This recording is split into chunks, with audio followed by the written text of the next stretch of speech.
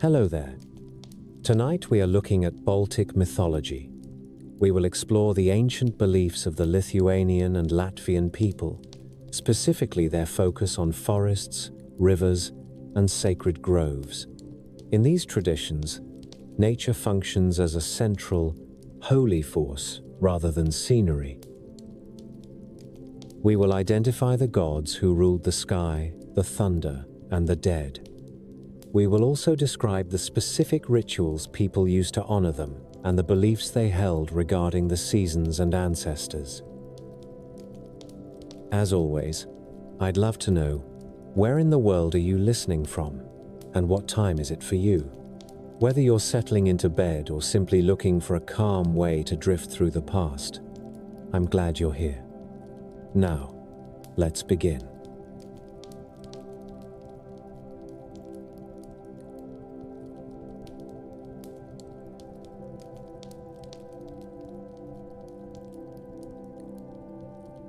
The first thing that existed was water.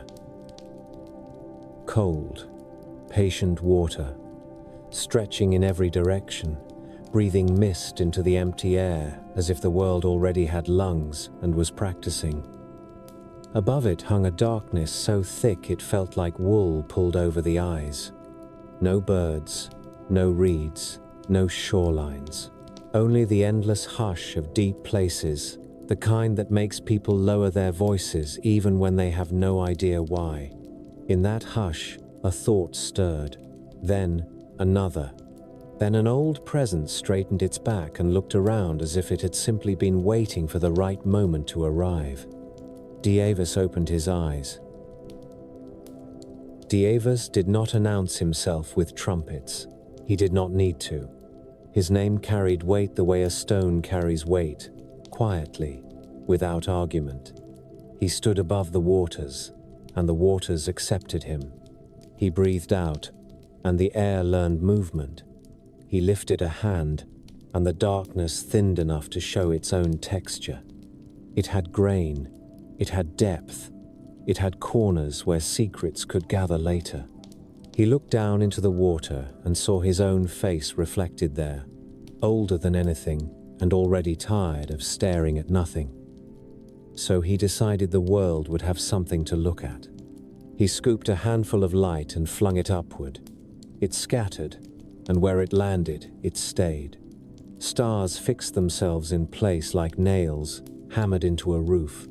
Some shone boldly, some hid shyly behind the mist. All of them held. A world needs more than lights on a ceiling. A world needs ground. Ground is a tricky thing when the only thing beneath your feet is water that has never heard the word beneath. Dievas considered his hands, and then he called for help. He did not call an angel or a choir. He called someone who understood mud and hunger and the pleasure of a good trick. Velnius surfaced like a thought you did not mean to have. He rose from the water with a grin and water streaming off him, with eyes that kept their own counsel. People later described him with horns and hooves and all the obvious decorations, because human beings, like their dangers, dressed clearly. In the beginning, he had fewer ornaments.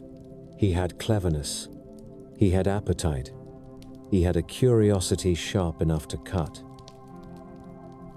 Dievas spoke first. Velnius listened with the kind of patience a fox uses when the henhouse door is left open. Dievas told him the world needed land. Velnius laughed once, low and pleased, and agreed as if this was all a game he already expected to win.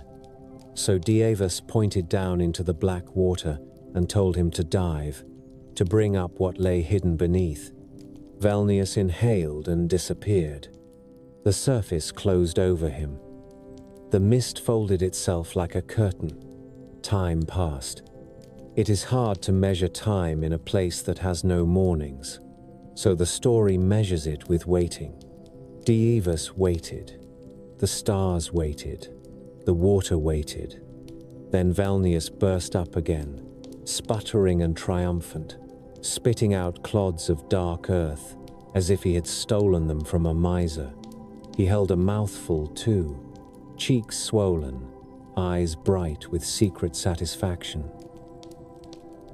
Dievas took the earth that Velnius offered and scattered it over the water. Where it fell, it floated, it gathered. It clung to itself with the stubbornness of clay. Small islands formed first, like stepping stones for a god who disliked getting his feet wet. Dievas pressed them with his palm and they widened. He breathed on them and they dried at the edges. He placed them carefully, dotting the waters, setting the first coastline in place with a craftsman's calm. Then he noticed the hills. They rose where no hills had been planned. There were lumps and ridges and stony spines, sudden as knuckles under skin.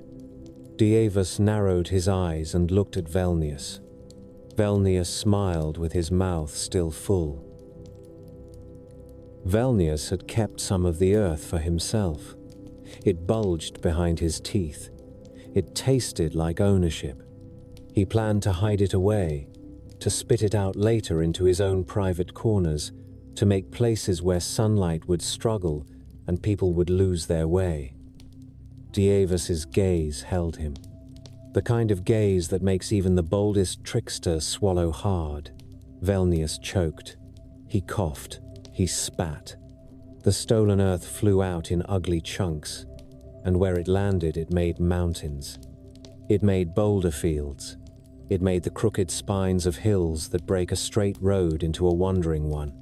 Some of it fell back into the water and sank, and those places became bogs, thick and hungry, where a man can step forward and never step out again.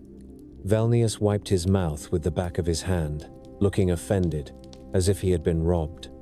Dievas said nothing. The world now had roughness. The world now had traps. The world now had character, the sort that makes stories possible.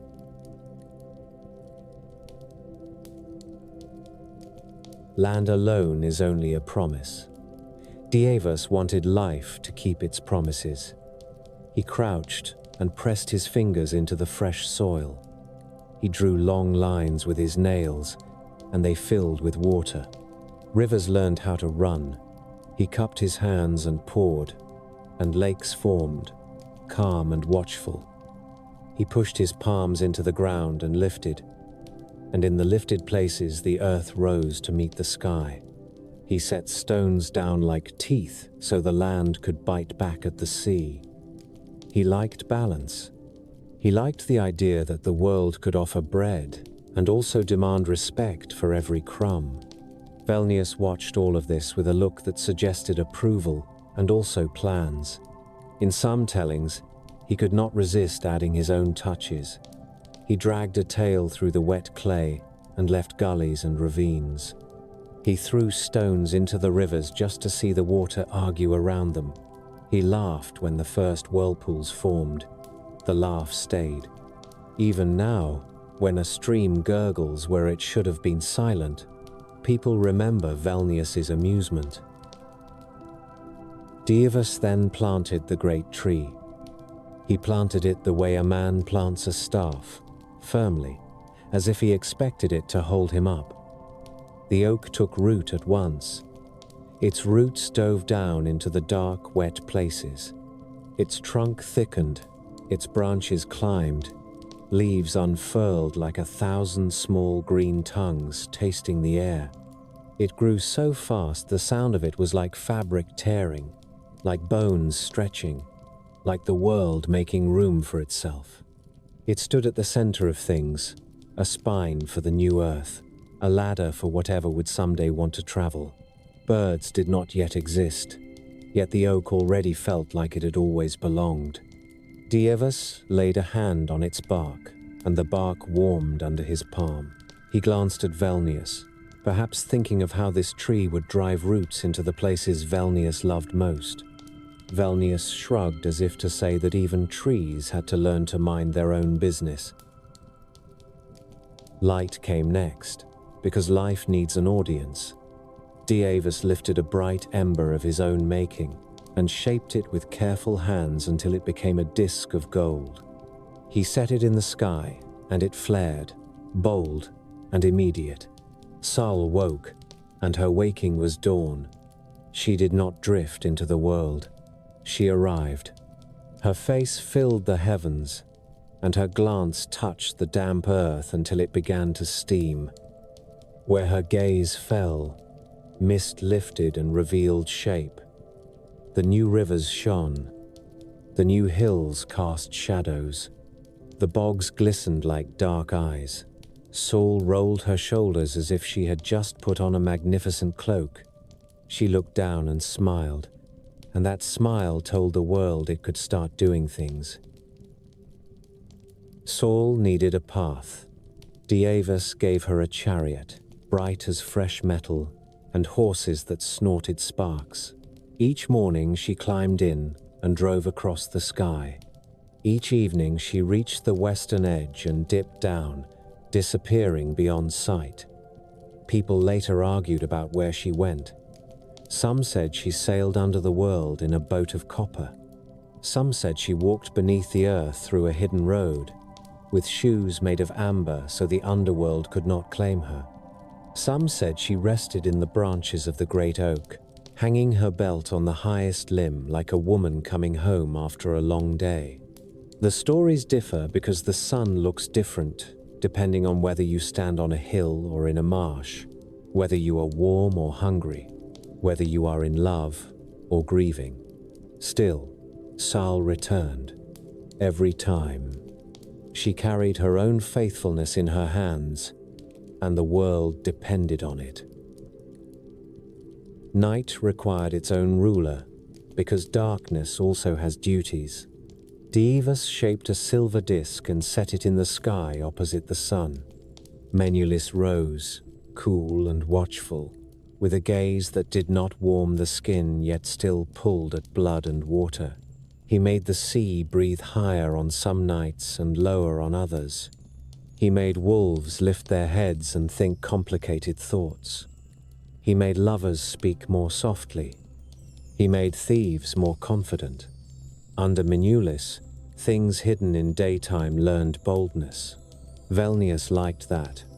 Velnius tilted his head at the moon and grinned, as if he had found an ally. The moon did not grin back. The moon rarely shows teeth. It simply watches and moves. Dievas filled the sky with smaller lights to keep Menelaus company and to keep the night from swallowing everything too easily. The morning star flashed like a blade. The evening star glimmered like a promise. Constellations took shape slowly, as if the stars enjoyed taking their time choosing what they wanted to resemble. Hunters looked up and saw tools. Mothers saw cradles. Old men saw roads. Children saw monsters. The stars accepted every interpretation, which is another way of saying the stars did not care. They were placed there to endure. Then Dievas turned his attention back to the earth. Light and land meant little without breath. He walked across the fresh ground, and wherever his foot touched, grass pushed up like green hair through skin. He stretched out his hand and forests rose. Pine trees climbed straight and proud. Birches flickered pale in the sunlight like bones turned to wood. Alders gathered by rivers. Oaks stood as if they had been waiting for a proper family to join them. In the wet places, reeds hissed secrets. In the dry places, wildflowers shook their heads in the wind as if they had heard something ridiculous. The earth filled with scent, resin, damp soil, flowers sharp as honey. The world began to smell alive, and that was a powerful change. Even Velnius paused to inhale, as if he wanted to taste the world before humans arrived to ruin it with smoke and sour beer. Animals came as the forests thickened. The first bear lumbered out of a shadow and shook itself, sending leaves flying. A wolf followed, lean and focused, already thinking in packs. Deer stepped lightly through the undergrowth, ears twitching. Birds at last took to the sky and claimed the branches of the great oak for themselves, squabbling and singing as if they had always owned it. The stork arrived with long legs and an expression of patient superiority, the sort of creature that looks like it has opinions about family life. The swan glided on lakes with a quiet dignity that made people later decide it belonged in stories about lovers. Fish filled rivers.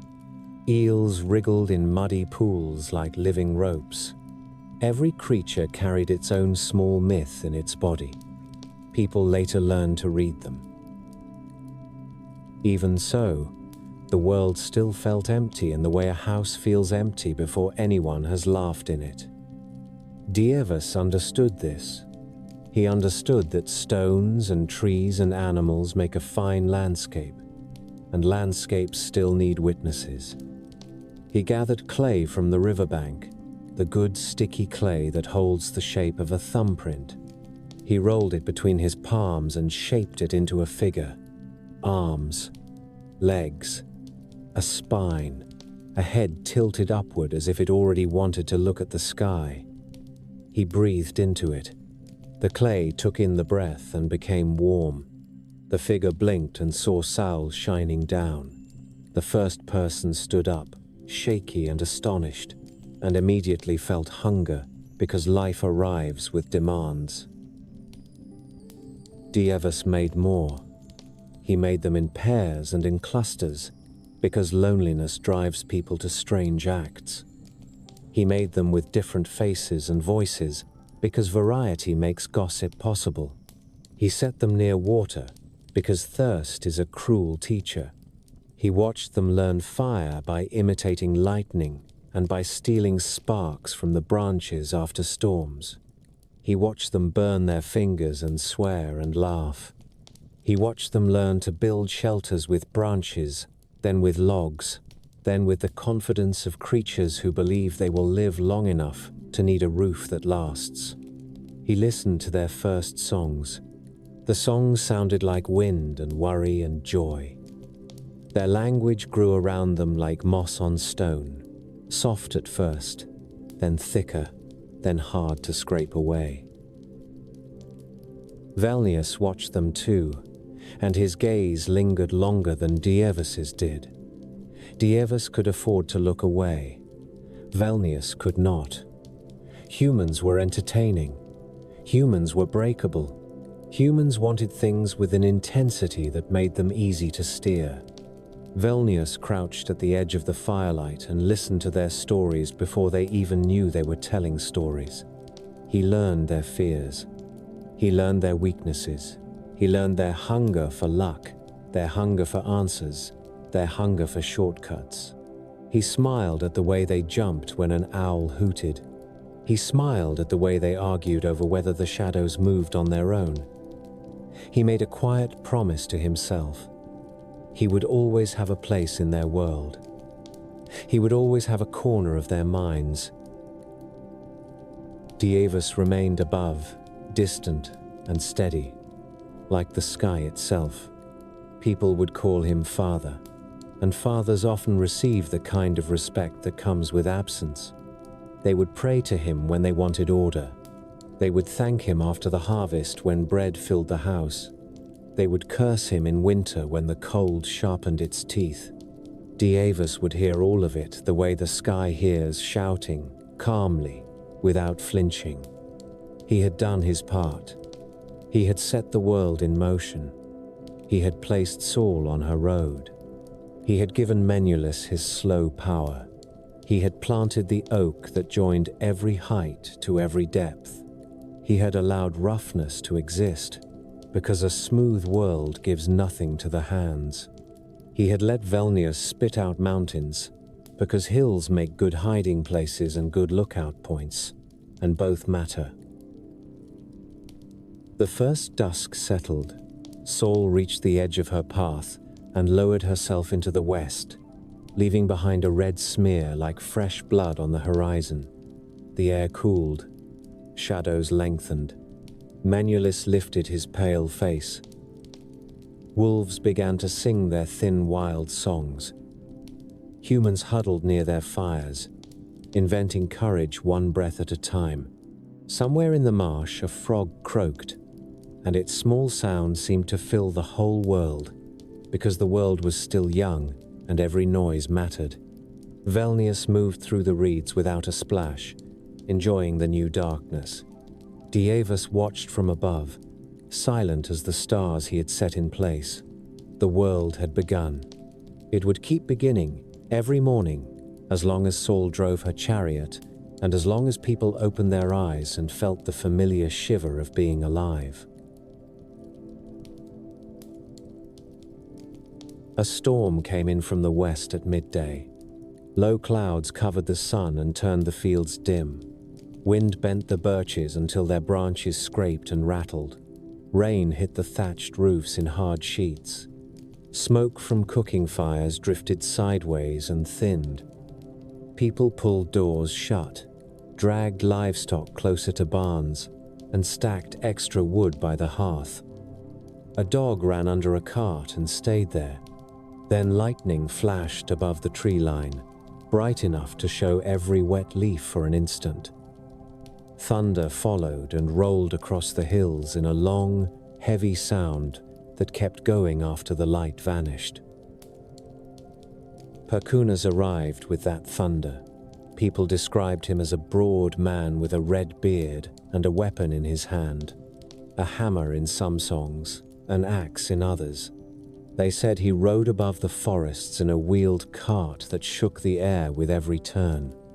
When he passed, lightning appeared in sharp, crooked lines and struck the ground. Trees split, stones cracked. Fires started in dry grass after the rain eased. In the middle of the downpour, a bolt hit an oak at the edge of a clearing and tore a strip of bark down the trunk. Splinters flew outward. The smell of fresh wood and smoke mixed with wet earth.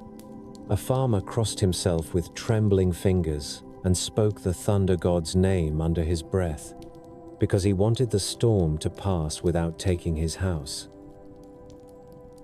Perkunas moved in straight lines. He searched for Velnias during storms, and people linked each bolt to that hunt. A flash in the far marsh meant Perkunas had seen movement among the reeds. A strike on the hill meant Velnius had climbed too high.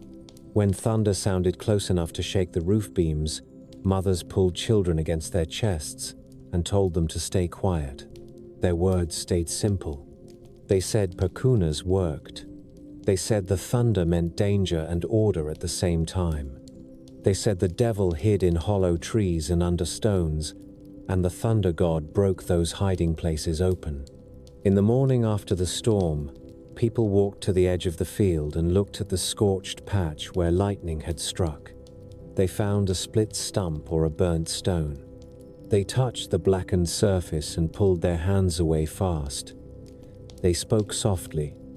They left a small piece of bread there, or a few grains, because they wanted Perkunas to keep passing over their land and to keep looking elsewhere when his temper rose. Divas remained above all this, distant and steady in the songs. People spoke his name with a different voice than they used for Perkunas. They used Perkunas when the roof shook and the air flashed white. They used Dievas when they stood in a field at sunrise and checked the soil with a thumb. They used Dievas when they counted their children and their livestock. They used Dievas when they wanted the world to stay in its proper shape. The old stories placed Dievas high in the sky. They gave him a long coat and pale hair. They placed him on a road of light that crossed the night sky, a road people pointed at on clear evenings when the stars appeared thick and bright. They said he walked that road slowly, with a staff in his hand. They said he watched. They said he spoke rarely. They said his sons carried out his work with more noise. Perkunas served as the loudest of those sons, the one who made himself known with heat and light and the smell of struck stone. A storm ended near evening. Rain thinned into a cold drizzle and then stopped. Clouds broke apart in patches. Saul showed again, low and bright, and her light fell on puddles and turned them to sheets of gold. Water ran from roof edges. The air smelled of crushed leaves and wet hay. People stepped outside and looked up, checking the sky as if the storm might change its mind. A child ran barefoot through the mud and laughed. A man pushed a cartwheel that had sunk into the ground and swore when it refused to move. A woman carried a bucket to the well and watched the water ripple as her rope pulled it up. Life went on because life always went on. Still, the storm left marks. A branch lay snapped on the path. A fence leaned. A chicken moved in tight circles as if it had forgotten where the coop stood. Every mark reminded people of Perkunas, and every reminder asked for respect. They respected him in ways they could manage. They kept oak wood for special fires. They treated certain old oaks as sacred and avoided cutting them. They chose clearings near those trees for offerings during festivals. They poured beer onto the ground. They burned bits of fat and watched the smoke rise in straight lines if the air stayed calm. They placed stones in small piles at the edge of a field, and they spoke names over those stones. Some men struck 2 stones together to make sparks and let the sparks fall into dry tinder. They watched the flame catch, and they said Perkunas had given them fire. In villages, older people warned children against whistling indoors during storms. They said that sound drew attention. They said attention brought lightning. They said the thunder god disliked foolishness. People carried these rules in their bodies the way they carried the memory of a sharp slap. Saul traveled each day in full view of everyone. People watched her rise and cross the sky. They watched her light stretch across the fields and slide into the forest. They watched her reach the west and sink down. In the stories, she rode a chariot with bright horses. The wheels shone. The horses ran without slowing. She held reins in her hands and kept her posture straight. At dawn, she appeared on the eastern edge of the world, and her light pushed shadows back under trees and into hollows. Frost on grass melted. Birds began calling. Smoke rose straight from chimneys again when the wind eased.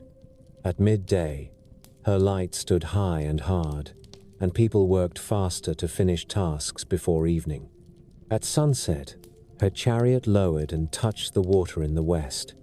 The water reflected her light in long streaks. Then she disappeared from sight. The songs gave Saul a household. They gave her daughters and servants. In Latvian singing, Dieva daily rode with her or followed behind her. They appeared as young men in clean clothes, sometimes with swords, sometimes with bridles, sometimes holding a boat oar.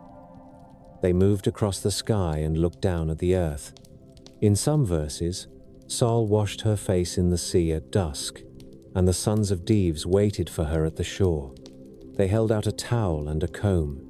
They helped her climb back into her chariot for the next day. People spoke these lines while working. Women sang them while weaving and while washing clothes in cold river water. Men sang them while cutting hay and while mending nets. The words stayed close to daily work because daily work matched the sun's schedule. Menelaus rose after Saul left. His light came in a cooler color and fell across the ground in a thin sheen. Water shone. Frost appeared earlier under his light. Faces looked pale. Shadows sharpened. Under his light, a person could walk a path and still see stones and roots, and that mattered in a forest where a fall could break a leg and end a life. People counted time by him. They watched his shape grow and shrink. They linked the full moon to certain tasks. They chose nights for travel and nights for staying close to home. They watched dogs bark at empty corners of a yard, and they blamed that behavior on the moon. They watched wolves appear at the edge of a clearing and stand still with heads raised, and they remembered the same pale light in a wolf's eyes. The old tales placed Saul and Manulis in a marriage. The marriage began with a wedding that filled the sky. Saul wore bright clothing. Manulis appeared with silver on his hands and a fine belt around his waist. Stars gathered close. People later said the morning star appeared as a guest, or Seklis in Latvian songs, or Shrinia in Lithuanian, bright and sharp in the east before sunrise. The wedding lasted a single evening in the stories, because stories keep moving. Saul and Manulis lived together for a time. Days followed nights with a steady pattern. Seasons turned. Fields ripened. Then the marriage broke. Manulis saw Oshrinia and followed her. In some songs, he met her near the edge of the sky just before dawn. In others, he met her near water. Oshrinia appeared bright and quick. She kept moving. Manulis pursued her. Saul found out. The stories showed her standing in her chariot at dawn, holding the reins with tight hands, watching her husband move away from her path. She did not cry in the old lines. She showed anger in her posture and in the words she used. The situation pulled Perkunas into the conflict because Perkunas enforced rules. Perkunas disliked broken oaths. He disliked disorder between sky powers because disorder in the sky spilled down into the fields. One night, a storm formed without rain. Lightning flashed across the dark sky in long lines. Thunder sounded and repeated. Manulis hung above the trees, bright and round, and his light fell on the tops of pines. Perkunas drove his cart overhead. He raised his weapon. In the stories, he struck the moon. After that strike, people looked up and saw the moon's shape change. A dark cut appeared along one side. The full disk did not return immediately. Nights passed. The moon grew again, and then Perkunas struck again. People used this pattern to explain the moon's phases. The story gave a reason with faces and action. It gave a punishment with a visible result. It gave Saul a form of justice without giving her a simple reunion. Saul continued her travel. She rose each morning. She crossed the sky. She sank each evening. She carried heat into late spring and early summer. She carried weak light into winter, and people watched her path stay low and short then. They built their lives around those changes. They stored grain and smoked fish. They cut wood. They repaired roofs. They chose spouses and held weddings during seasons with long days because work and celebration fit better then. During dark months, people stayed closer together. They told stories. They sang. They listened for wolves beyond the village. They watched the moon through cracks in shutters. They watched the stars. Dieva daily appeared again and again in those songs, often near water. In one set of verses, Saul crossed the sea at evening and sank too far. Her chariot slipped. Her horses struggled. The water reached up to the axle. Dieva daily rowed to the shore. They carried a boat and pushed it into the water. They rowed out. They lifted Saul back into the chariot. They brought her to land. The action stayed direct. People liked this image because it showed help arriving in time. It also placed the sea as a border that could swallow even the sun, and that felt familiar to anyone who had watched a storm drive waves hard against rocks. The sea had its own powers in Baltic belief, and people spoke of Mother Sea in Latvian songs. They described her as a woman who lived under the water, with long hair and heavy clothing. They described her hands closing around ships. They described her giving fish and taking lives. Fishermen went out anyway because their children needed food. They kept small rituals. They threw a first fish back into the water sometimes. They spoke a name over it. They watched the water's surface and judged whether it looked calm enough. They knew calm water could change fast. They carried that knowledge into every story of Saul sinking and rising again. Perkunas also held a place in daily lore. People blamed him for lightning. They credited him for rain. They also linked him to judgment. When a person stole from neighbors, elders sometimes spoke of Perkunas as a witness. When a person lied in a public meeting, someone might glance at the clouds and tighten his mouth. The fear of thunder served as a leash on behavior. It worked because it felt immediate. Anyone could hear thunder. Anyone could watch lightning strike a tree and split it. Anyone could smell smoke and see a fire start. People did not need priests or books to understand that. They only needed to stand outside during a storm and watch. Velnius stayed present even in this chapter of sky powers because he moved where people moved. He appeared in old tales as a figure who offered bargains. He offered a quick way to gain money or cattle. He offered a way to win a court case. He offered a way to heal a sick child. He asked for payment. He asked for a soul or a promise or a piece of a person's future. People told stories where a clever farmer tricked him, where a priest drove him off, where Perkunas chased him into a bog.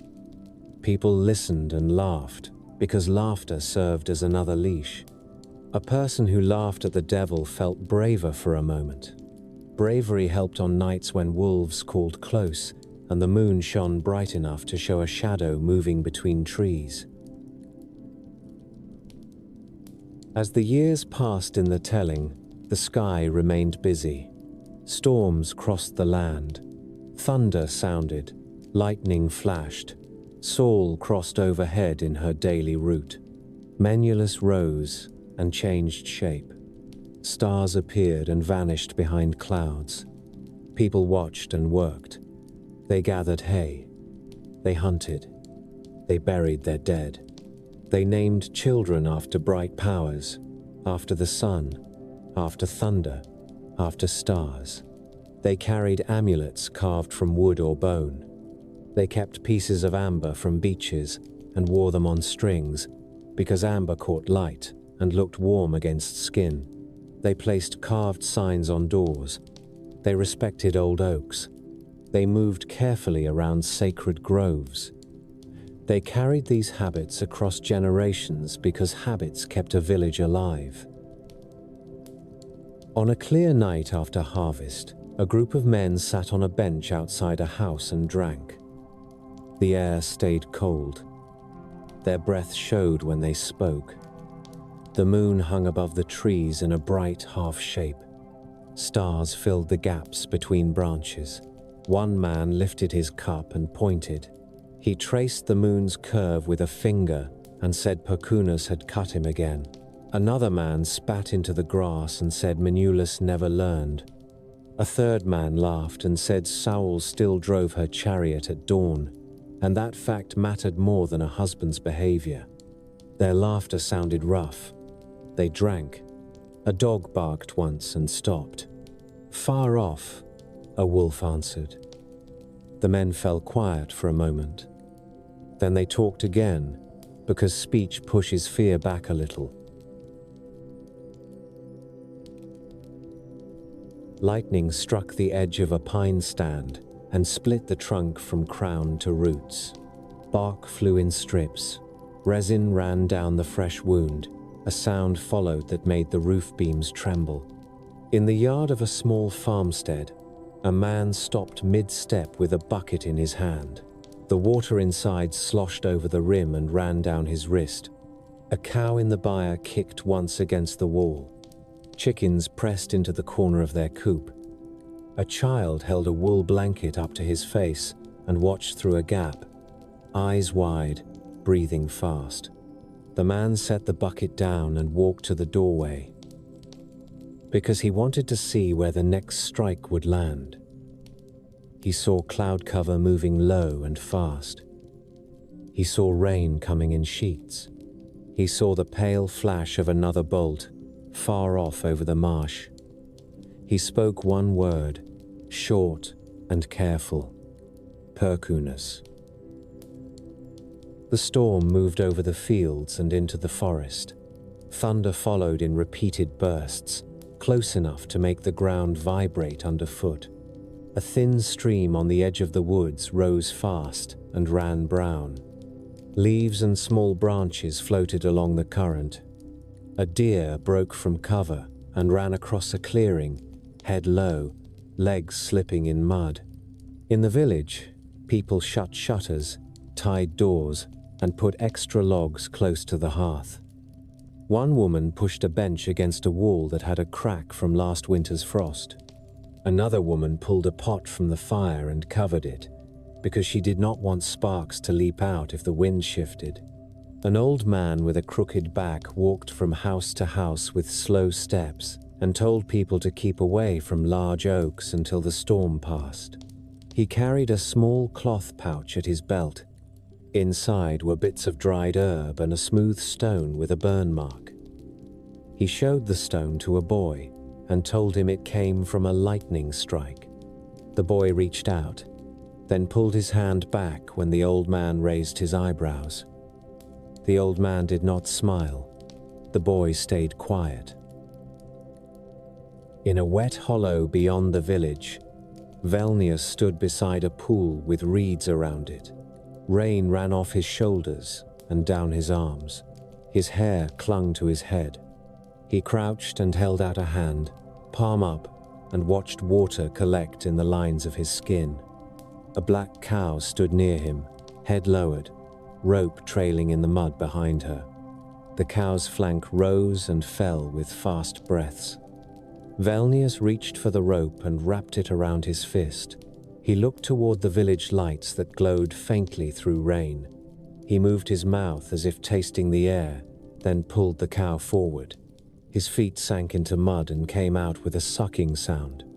The cow resisted for a moment, then stumbled, and Velnius tugged again. He did not hurry. He had time. He had patience. He had taken cattle before.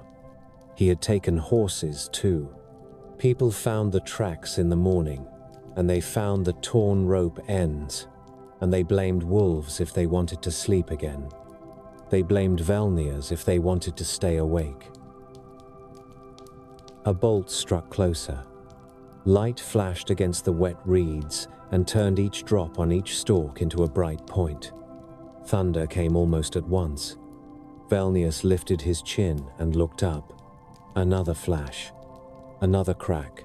Velnius tightened his grip on the rope and stepped backward into the reeds, pulling the cow after him. The cow's hooves sank. The cow snorted and shook her head. Velnius gave a short laugh and kept pulling. He moved deeper into the wet ground, where a person could lose a boot with one careless step. He knew every hummock and every hidden pool. He chose his path by memory. He heard the storm coming nearer. He heard the sound of something moving high above, and he turned his head as if he had heard a cartwheel roll on stone. He lowered himself into a crouch and pushed the cow's head down with one hand to keep it quiet. The cow resisted, then yielded, shaking with fear. Perkunas arrived above the marsh in a burst of light. The flash lit the entire hollow for an instant. In that instant, the reeds threw thin shadows across the mud. The pool's surface showed a hard white glare. Velnius's face showed clear, teeth bared, eyes wide. Then darkness returned, and thunder hit like a blow. A second bolt struck the edge of the hollow. A tree cracked. A limb fell. Water leapt in a spray where the bolt hit near the pool. Velnius jerked back. He let go of the cow's head and dragged the rope hard, pulling the animal deeper into cover. His foot slipped, and his knee hit the mud. He swore and pushed himself upright. He moved faster now. The cow stumbled and almost fell, then found footing again. Velnius kept going, hunched low. Rain ran into his eyes. He blinked hard and wiped his face with the back of his wrist. A flash lit the reeds again. Perkunas's cart appeared above the hollow for a moment. Wheels visible, body visible, weapon raised. The next thunderclap came with a second flash, and the bolt landed close enough to throw clumps of mud into the air. Velnius flinched and threw his arm up over his head. The cow bellowed and lurched sideways. The rope snapped tight. Velnius yanked and dragged her back, teeth clenched. He looked for cover. He saw an old oak at the edge of the marsh, trunk wide, roots raised like knuckles from the ground. He chose it without thinking. He pulled the cow toward the oak and pressed her against the trunk, using the tree as a shield. The cow trembled. Velnius pressed his shoulder to the bark and listened for the next strike. Lightning hit the oak. The bolt cut down the trunk in a bright line. Bark burst outward. Wood splintered. A smell rose that stung the nose. The cow screamed and twisted away, rope sliding through Velnius's wet hands. Velnius shouted and grabbed again. His fingers closed on the rope, and the rope burned his palm as the cow jerked. The tree split along a deep crack. A section of trunk tore loose and fell into the mud with a heavy thud. Velnius threw himself sideways to avoid it. The cow broke free and ran, rope trailing behind. Velnius landed in the mud on his side. He rolled and pushed up. Rain poured down his face. He looked toward the fleeing cow and made a choking sound of anger. Then another flash hit close, and he stopped chasing. He turned and ran in the opposite direction, deeper into the reeds and toward a line of low hills. The chase carried on for hours. Rain eased, then returned. The cloud cover shifted and left brief gaps where the moon showed as a pale curve. Lightning flashes lit the woods again and again. Perkunas struck trees, rocks, and patches of open ground. Each strike left a scorched mark and a smell that lingered after the light vanished. Velnius ran through narrow deer paths, slipped under low branches, and pushed through thickets that tore at his clothes and skin. He left scratches on his arms. He did not stop to wipe blood away. He kept moving. He heard thunder overhead. He heard the cart wheels again and again. He guessed the direction by sound and by the timing between flash and strike. He altered his course when the strikes came too close. He climbed a slope with wet grass and loose stones. His foot slid, and he caught himself on a birch trunk. He shoved off and kept climbing. At the top of the slope, Velnius reached a patch of high ground with scattered boulders and short pines. Wind hit harder there. It pushed rain sideways. Velnius bent forward and put his hands on his knees, breathing hard. He looked back toward the forest. A bolt struck low in the trees. Another strike followed near a stream. The flashes showed brief shapes, trunks and branches, water spray, leaf clusters. Velnius spat and straightened. He moved toward a boulder large enough to shelter him. He pressed his back against the stone and turned his head to listen. Another flash lit the hilltop. The sound came at once. Perkunas had closed the distance. Velnius took a handful of wet soil and smeared it across his face and hands. He crouched lower behind the boulder. He pulled his knees to his chest and held still. Wind carried the smell of smoke from somewhere down slope, where a strike had set dry needles burning under a pine. The fire was small, and rain kept it from spreading fast, yet it gave off a sharp smell. Velnius watched the edge of the boulder and waited. Lightning flashed again. In that flash, he saw Perkunas above him, standing with feet planted wide, weapon raised, hair and beard wet, eyes fixed on the hilltop as if searching for a moving shape. The next strike hit the ground nearby and threw dirt into the air. Velnius ducked his head and covered his ears. The thunderclap hit hard, and the sound made his jaw tighten. Perkunas stepped forward and planted one boot on a rock. He scanned the hilltop. He turned his head slowly from left to right. He took 2 steps and stopped. He raised his weapon again. Velnius stayed still behind the boulder and kept his breathing shallow. Rain ran down his nose and dripped from his chin into the mud. He held his mouth closed. A pine branch snapped in the wind. Perkunas turned toward the sound and moved that direction. Velnius waited until Perkunas's back faced him. Then he slid sideways on his belly and pushed himself around the far side of the boulder. He stayed low and crawled toward a cluster of rocks. His hands pressed into wet grass. His elbows soaked through. He moved slowly, keeping his body close to the ground. Lightning flashed. Perkunas turned back toward the boulder. In that brief light, Perkunas saw a dark shape moving low on the hilltop. He raised his weapon and swung his arm. A bolt came down in a jagged line and struck one of the rocks beside Velnius. The rock cracked and split. Sharp fragments flew.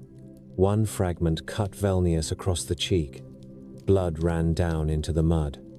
Velnius made a short sound through clenched teeth and sprang up. He ran full speed toward the edge of the hill, feet slipping on wet grass. Perkunas followed at once. Another bolt struck in front of Velnius and ripped up a strip of ground. Velnius jumped it. His foot caught the edge and he stumbled, then recovered. He reached the slope down and threw himself into a run that turned into a slide. Mud coated his legs. Stones jabbed his shins. He kept going. Down in the forest, the rain thinned. The air still held moisture. Leaves dripped. Velnius ran between trunks with no pauses. He headed toward a creek where the ground dropped into a narrow channel. He reached it and leapt, landing on the far bank with a slip and a hard impact. He grabbed a sapling and used it to pull himself upright. Behind him, lightning flashed again and struck the hilltop. Thunder followed. The flash showed Perkunas at the edge of the slope, weapon raised, shoulders squared. Velnius did not look again. He ran along the creek bed where the bank rose on either side, giving him partial cover. Water ran fast in the shallow channel. He splashed through it and sent droplets in a spray. The creek turned and wound through the trees. Velnius followed every bend.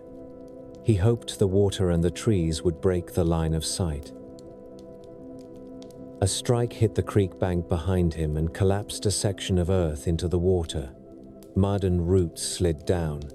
The creek choked and swirled, and water rose around the new debris. Velnius ran faster. He reached a place where the creek passed under a fallen tree. The trunk lay across the channel, thick and slick. Velnius ducked under it, water up to his thighs, and felt bark scrape his back. He came out the other side and kept moving. His breathing came in harsh bursts. His legs began to burn. His hands shook from strain. He still ran. People in the villages heard the storm and tried to read it. An old woman sat near her hearth and listened to the timing of thunderclaps. She counted on her fingers.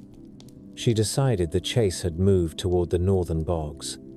She told her daughter to keep the door shut and to keep a bowl of water ready in case lightning started a fire in the roof. The daughter nodded and fed another log to the fire. A man in another house drank and listened. He said Velnius had stolen another cow again. His brother told him to keep his voice down. The man snorted and drank again. A child in that house asked what Velnius looked like. The brother told the child to stop asking questions. The child kept asking.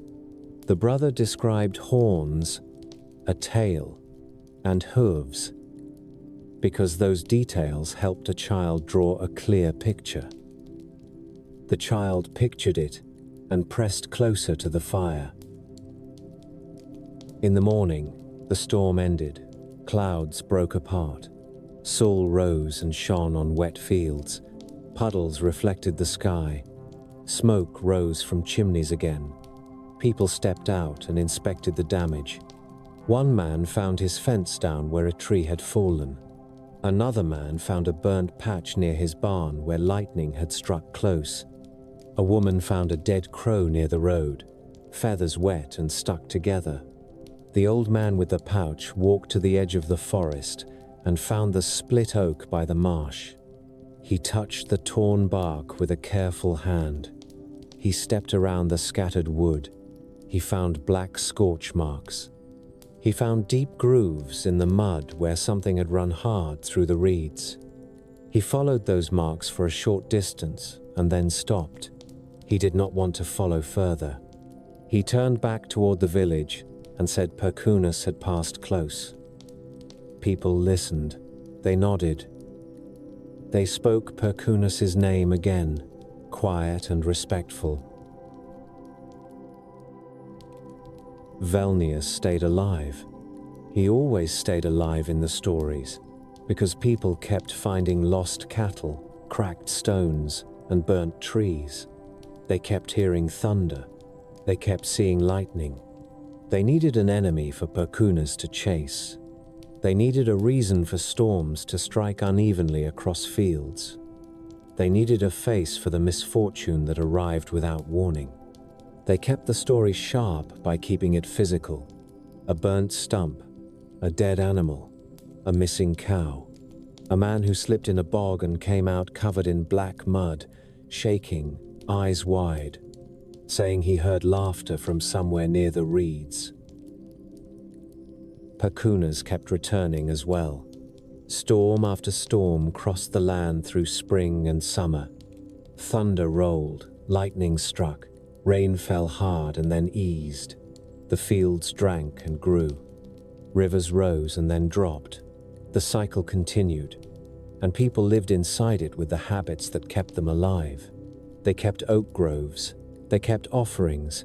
They kept rules during storms. They kept stories that placed Perkunas above, weapon raised, chasing a running figure through wet reeds and over broken ground.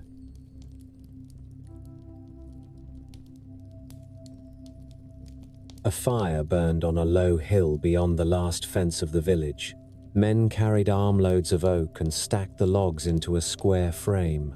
Women brought birch bark and dry twigs in baskets.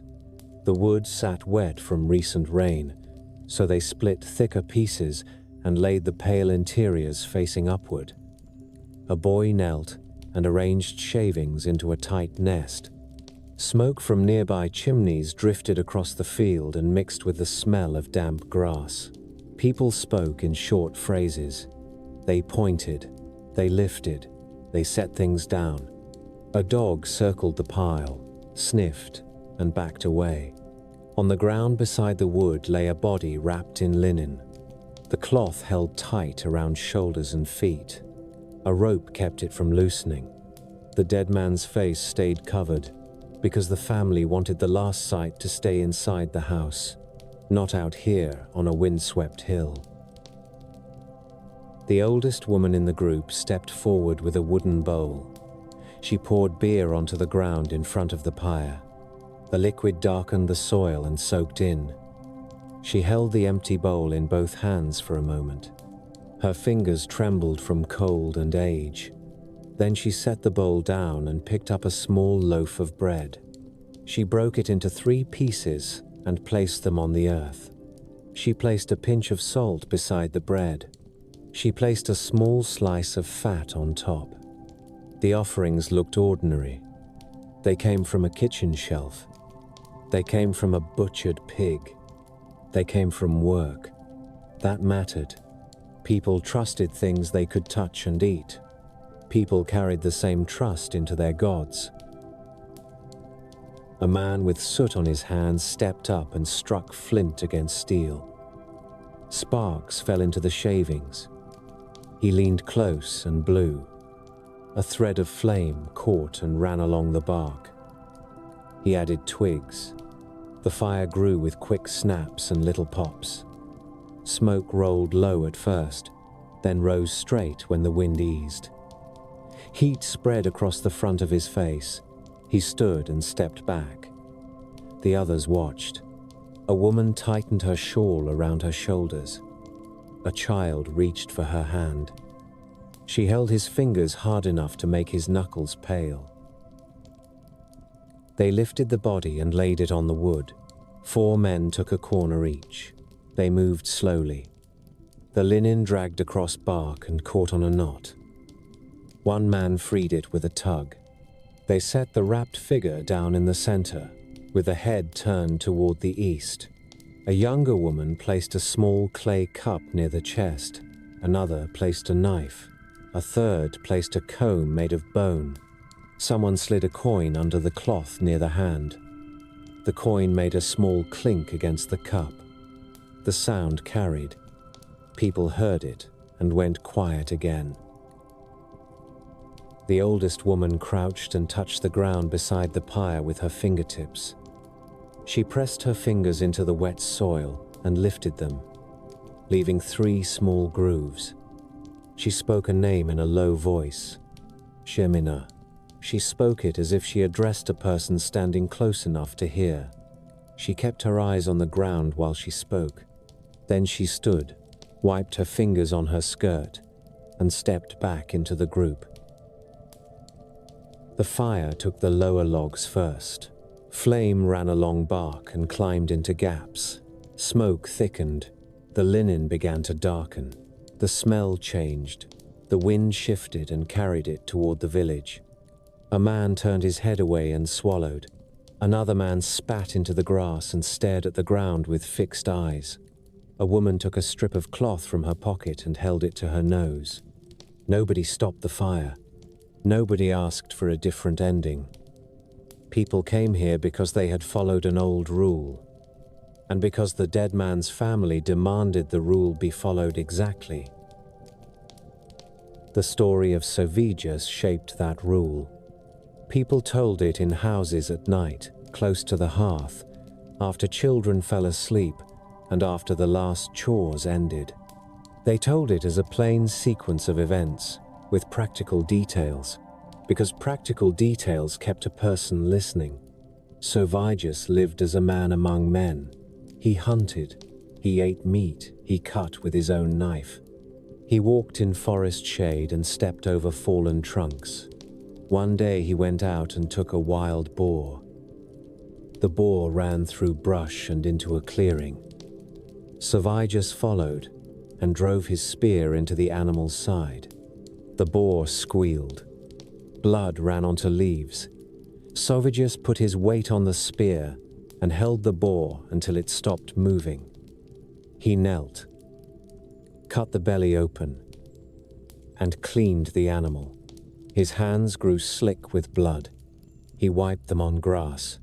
He carried meat home. Soon after, Sovijas died. Death arrived the way it arrives for everyone.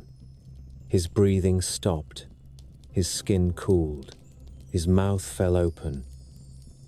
His family washed him and laid him on a bench inside the house. They covered mirrors and closed shutters. They placed candles nearby. They called neighbors to help, because one house rarely handled a death alone.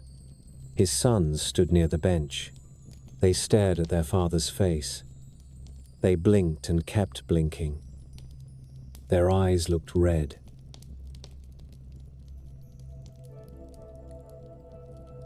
They buried him in the earth. They carried him out and dug a pit. They lowered him down. They filled the hole with soil and stamped it flat. They placed a stone at the head.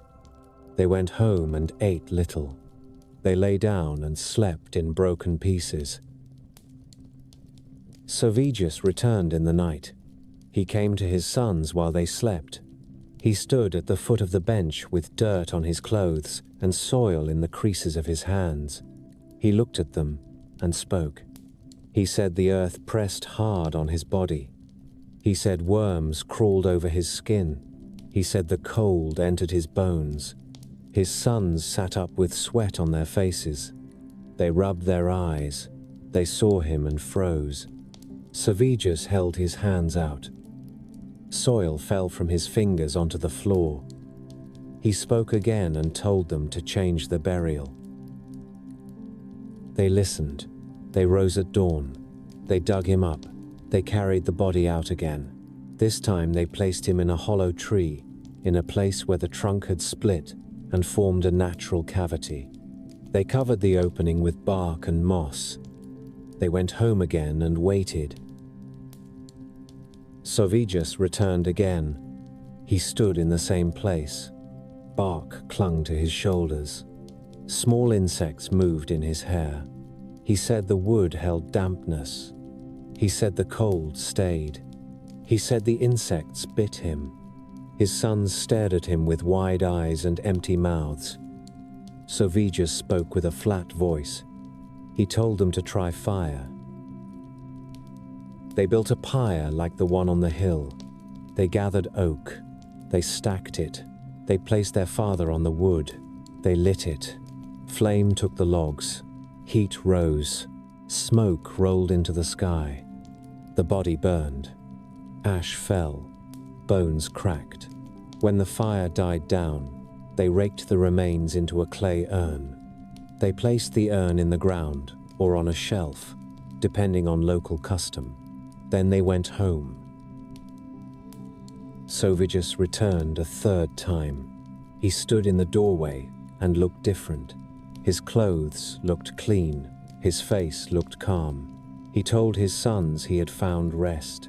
He told them the fire had warmed him.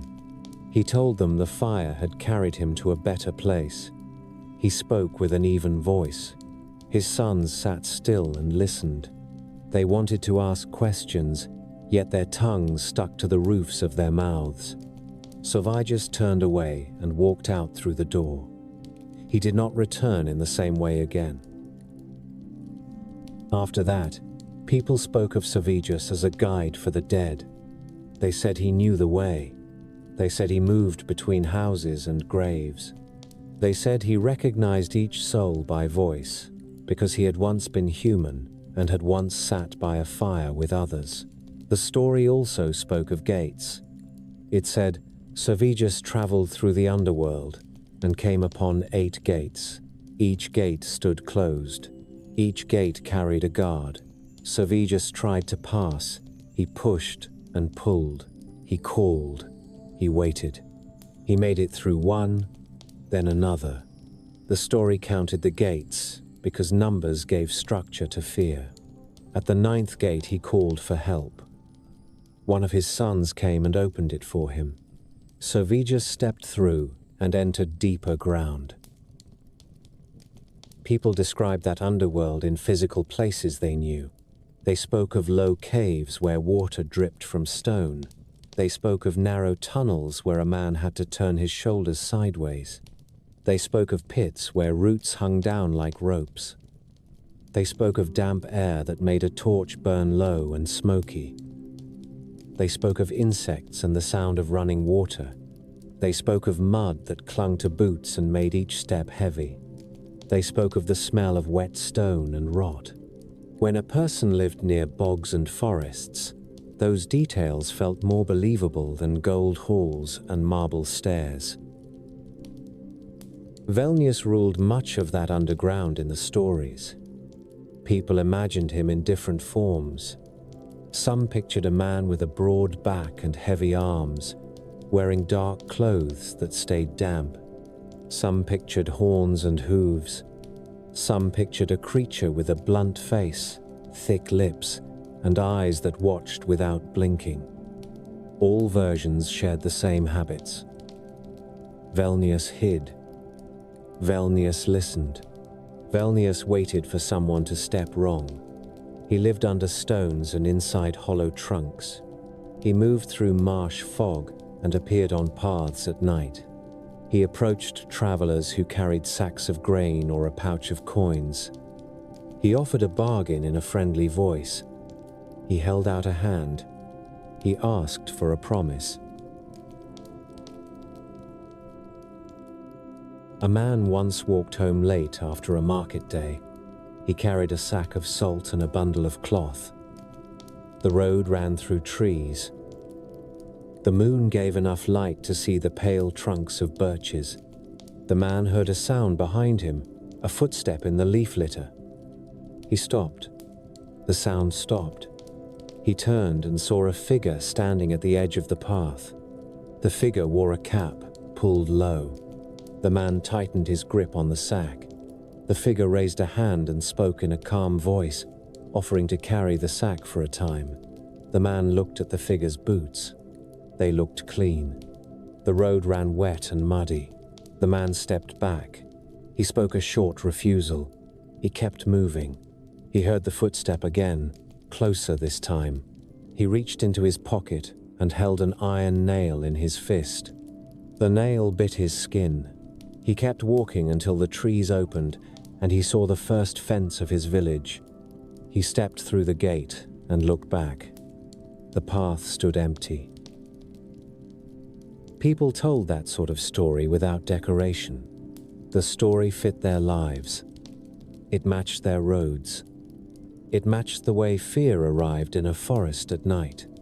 It also matched the way a person took comfort in a small piece of iron pressed into a palm. The gods in this chapter lived in earth and under earth, and people met them through soil, graves, fire, and the dark spaces between trees. A funeral pyre burned. Ash fell, an urn cooled. A table stood set for unseen guests. A door stayed unlatched for a time. A man carried an iron nail and reached home with sweat on his back. A woman screamed once, loud enough to wake the dog. Then she screamed again, shorter this time, with her hands gripping the edge of a bench. The room smelled of sweat, boiled water, and wet wool drying near the hearth. A midwife knelt between the woman's knees and kept her sleeves rolled up. Her hands moved with steady practice. She wiped the woman's brow with a cloth and spoke short instructions. An older sister stood near the door with a bucket and a towel. She watched the midwife's hands and tried to keep her own hands from shaking. Outside, snow lay in a hard crust. The wind pushed against the log walls. The roof creaked once. Inside, the fire burned low, and a pot of water sat close to the coals with steam rising in a thin line. The child arrived in a sudden rush. The midwife lifted the newborn up and held it for a breath, checking the color of the skin, the shape of the mouth, the movement of fingers. The baby's chest rose, then fell, then rose again. A cry came out, sharp and wet. The mother made a short sound that was half laugh and half sob. The midwife cut the cord with a small knife, wiped the baby's face, and wrapped it in linen. She set the child on the mother's chest. The mother's hands closed around the bundle with clumsy urgency. The older sister stepped forward and pressed her palm to the baby's back through the cloth. She felt the small movement. She nodded once, hard, as if she had received an order. In the corner of the room, near the hearthstones, 3 women stood close together. None of the others had heard the door open. None of the others had seen footsteps in snow outside. They wore simple clothes, linen and wool, with their hair covered. One held a small bundle of flax. One held a wooden spindle. One held a knife with a narrow blade. The midwife glanced toward them for a moment and then looked back down at the mother and child, as if she had decided that looking longer would cause trouble.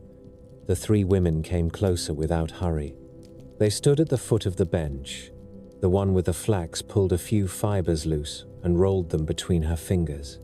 The one with the spindle twisted the flax and wound it, slow and tight. The one with the knife leaned in toward the child and lifted the edge of the linen wrap.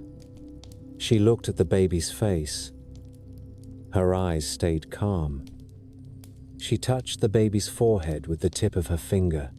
The baby's cry softened into a small grunt. The mother watched the women with wide eyes. She did not speak.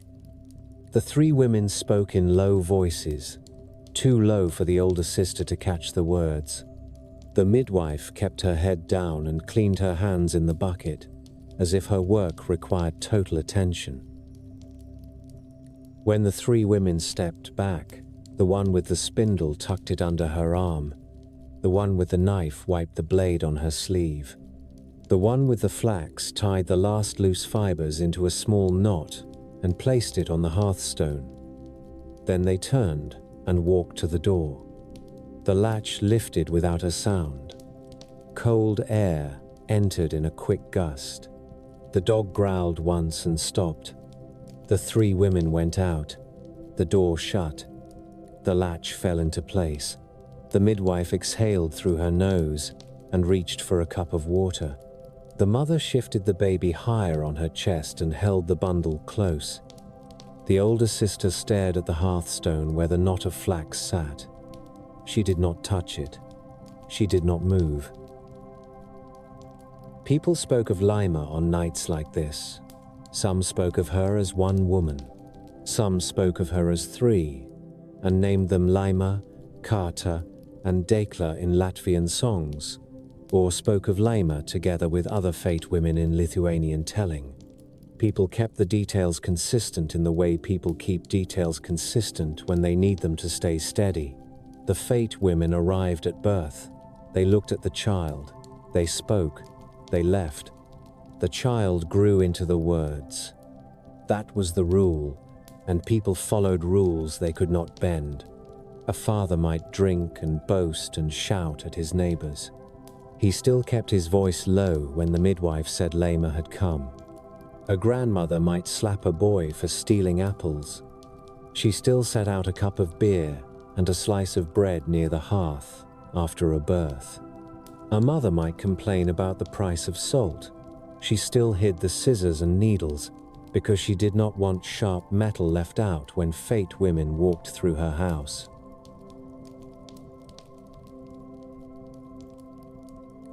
The hearth stayed central in every house because it fed the body and warmed the hands. A fire burned there every day of the year. In the morning, a woman stirred the coals with a stick and added dry wood. In the evening, she spread the embers out and covered them with ash so they would stay alive until dawn. She kept the fire from dying because relighting it took time and risk. Sparks jumped. Smoke filled the room. Children coughed. A careless hand got burned. A fire that stayed alive made life easier. People treated that fire like a member of the household. They fed it. They cleaned around it. They guarded it from water and from careless feet. In Lithuanian houses, people spoke of Gabija as the keeper of that fire. They described her as a woman the size of a child, with soot on her face and red cloth around her shoulders. Some said she appeared as a cat that slept near the heat. Some said she appeared as a small figure that sat by the coals and watched. In many houses, people spoke to her as if she stood close enough to hear. They said good evening when they banked the embers. They asked for protection when they heard wolves in the distance. They set a small piece of bread on the edge of the hearthstone. They poured a few drops of beer on the ash. They kept their movements careful, because a careless kick that scattered coals could start a house fire, and because they believed Gabija disliked disrespect. One winter evening, a girl carried a pot of stew from the fire to the table. She stepped too close and her skirt brushed the edge of a coal. The cloth caught and began to smoke. The girl yelped and slapped at it with her palm. The flame went out. A burnt spot remained, round and black. The girl's mother grabbed her wrist, checked the skin for burns, then pushed the girl toward the bench. The mother pulled the pot back to the hearth and set it down. She looked at the burnt spot on the skirt and then looked at the hearth. She took a pinch of flour and sprinkled it into the ash. She took a piece of bread and set it down with 2 fingers, gentle. She spoke Gabija's name once. Her voice stayed flat, as if she had rehearsed it. The girl watched her mother and kept her mouth shut. The stew cooled a little on the table. Nobody complained. Hunger always returned. A burned house did not return. The spirits of the house did not stop at the hearth. In some homes, a small creature lived in the corner behind the grain bin, where dust gathered. People called it by different names and described it in different shapes. Some said it looked like a thin man with a beard. Some said it looked like a bird with bright eyes that blinked too slowly. Some said it looked like a shadow that moved against the wall even when nobody walked past. This creature brought trouble when it felt ignored. It knocked over bowls. It made milk sour. It made a baby cry at night. It also brought luck when it felt fed. A woman left a spoonful of porridge in a small dish near the grain. She left it before bed. In the morning, the dish stood empty. The woman felt relief and did not speak of it outside the house. She still told her children to keep their hands off the dish. She still scolded them for laughing too loudly near the corner. Children laughed louder when told to keep quiet, and then they cried later when something pinched them in the dark. In Lithuanian stories, an Aitvaras visited certain houses. People described it as a creature that flew at night, sometimes as a fiery streak in the sky, sometimes as a bird with a long tail, sometimes as a snake that moved through the air. A man who wanted wealth fed it. He cooked pancakes and set them on a plate near the chimney. He placed a bowl of milk beside them. He shut the door and waited. On the next day, the man found a few coins under the bench, or found a sack of grain fuller than it had been the day before. He smiled and said little. He bought new boots. He bought a better knife. He bought more beer. His neighbors watched him with narrowed eyes and asked questions. He shrugged and said he had worked hard. Everyone in the village worked hard. The neighbors talked at the well. They talked near the sauna. They talked during funerals and weddings, because people talk at every event that keeps them together. The man kept feeding the Aitvaras because the coins kept coming. His wife frowned when she cooked extra pancakes in the middle of the week. She did it anyway. She placed the plate near the chimney with tight lips. One night she woke and heard a scratching sound near the roof. She sat up and saw a faint red glow in the corner near the stove. She held her breath. The scratching stopped. The glow faded. She lay back down and stared at the ceiling. In the morning, she found a dead mouse near the threshold, stiff and twisted. She swept it out with a broom and rubbed her hands hard on her apron as if that could remove the feeling from her skin. The man found a silver coin under the bench and grinned. He put it in his pocket and walked out whistling. His wife watched him go. She said nothing. She kept the children close that day. Fields carried their own spirits, and people met them during work that bent backs and blistered hands. In late summer, when grain stood tall and dry, men and women cut it with sickles and stacked it in sheaves. The air filled with chaff. Sweat ran down spines. Flies gathered on faces. Children ran between stacks until someone shouted at them. As the work went on, people watched for a sign called jumis in Lithuanian custom. It appeared as a double ear of grain growing from one stalk, or as two ears pressed close together. When someone found it, they stopped cutting for a moment and called others over. They held the stalk up and showed it. They spoke with pleased voices. They tied the stalk with a piece of red thread and set it aside. Sometimes they braided it into a wreath. Sometimes they placed it above the door. Sometimes they carried it to the barn and hid it among the stored grain. They believed it brought a fuller harvest, and they acted as if belief required a physical object. People often believe in what they can hold. A young man once found jumis near the edge of a rye field. He lifted the stalk and turned it in his fingers, checking the shape twice. He called his mother. She walked over with her sickle in one hand and a rag in the other. She wiped sweat from her face and leaned in. She nodded. Her eyes softened.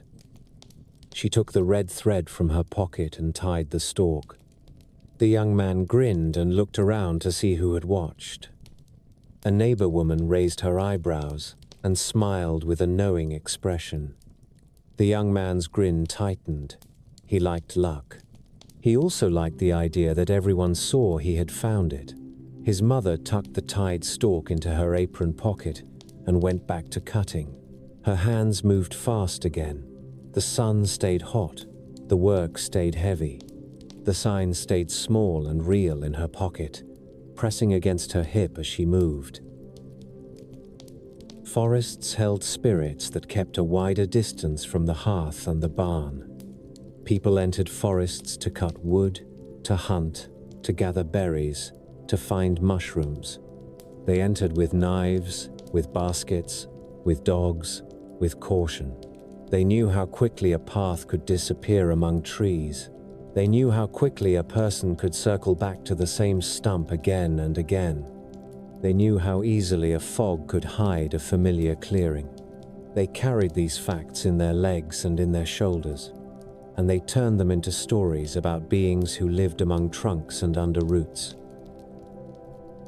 In Lithuanian telling, Lormias appeared near water and near forest edges. People described them as women with long hair and pale skin, sometimes with animal feet, sometimes with hands that looked normal, until a person stood close and saw the fingernails too long and too hard. Some said Lormias wore clean linen and carried combs. Some said they wore nothing and moved with their hair covering their bodies. Many stories placed them near a river where women washed clothes. A Lormi sat on a flat stone and beat linen with a wooden paddle. Her arms moved with steady rhythm. Water splashed. The linen slapped against stone. She did this work as if she lived inside it. A woman passing by saw the figure, froze, then stepped backward into the reeds. The woman held her basket tight against her stomach. She watched for a long moment, then turned and walked away without making a sound. When she reached the path, she ran. Lormias also appeared in barns and near cradles, and those stories carried a darker tone. A baby cried at night. A mother rose and walked to the cradle with tired eyes. She lifted the child and felt the body go limp in her arms, then go stiff again. The baby's face looked strange in the firelight. The mother's heart beat faster. She checked the child's mouth, the child's hands, the child's hair. She saw something that did not match her memory. She backed away from the cradle and reached for a rowan branch hung above the door. She held it in one hand and the baby in the other. She called out loud for her husband. The husband woke with a start and grabbed his knife. He came to the hearth in 2 steps. He looked at the baby and saw the same wrongness. He did not ask questions. He pulled the sauna door open and let cold air in. He set the baby down on the threshold for a breath, as stories instructed, because the sudden chill forced the hidden creature to react. The baby screamed. The screams sounded too harsh. The husband raised the rowan branch and struck the floor beside the baby once. The mother stood with her hands over her mouth. Then the baby's face shifted, and the husband's own child appeared again, red-faced and wailing, with spit on her chin and tears in her eyes. The husband lifted her up and pressed her against his chest. He rocked her until her cry softened. The mother sank onto a bench and began to shake. In the morning, the family hung more rowan above the door and placed iron near the cradle. They did it without discussion. They did it as a routine, the way people mend a roof after a storm. In Latvia, stories named Ragana as a witch who lived outside the village and knew herbs, milk, and sickness. Some tales made her an old woman with grey hair and a bent back. Some tales made her a younger woman with strong arms and a sharp mouth. People described her house in physical terms. It stood near a stand of alder trees. Smoke rose from its chimney. A fence leaned. A black cat moved along the fence rail with slow steps. A pile of bones sat near the back wall, from rabbits and chickens and fish. Ragana came to market sometimes with a basket of dried plants. She sold them with a flat voice. She watched buyers with steady eyes. A man bought a bundle and joked to hide his fear. Ragana did not laugh. She counted the coins, placed them in her pocket, and walked away. When a cow stopped giving milk, neighbors whispered Ragana's name. When a child developed a rash that spread fast, neighbors whispered Ragana's name. When butter failed to form in a churn, neighbors whispered Ragana's name. Some of these problems came from spoiled feed and dirty water and poor luck. People still wanted a person to blame. A named enemy made anger easier to carry. A named enemy also made a solution easier to imagine. A woman might carry a bowl of milk to the crossroads and pour it out. She might do it at dusk. She might look over her shoulder while she poured. She might hurry home and shut her door. The next day, if the cow gave milk again, she felt relief. She told nobody what she had done. She still slept better. Lema did not limit herself to birth. People said she attended weddings. A bride stood in a yard wearing a wreath of flowers and a wool skirt woven with bright stripes. Her hair lay braided down her back. Her hands trembled while she held a cup. The groom stood beside her with a belt tied tight around his waist. He looked toward the guests and tried to keep his expression steady. An older woman stepped forward and lifted the bride's chin, as if checking a horse. She nodded and spoke a blessing. In some houses, women left a small offering for Lema on a shelf, a piece of bread or a coin. They did it before the wedding procession left the house. They did it while guests talked and laughed outside, because the house held its own rules. Lema's presence meant the future would follow a shape. People wanted that shape to include healthy children and full barns. They acted accordingly.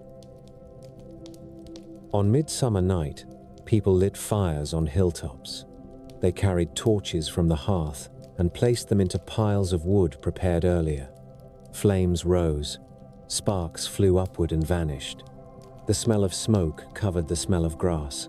Young men jumped over the fire in quick leaps. Their boots landed hard on the far side.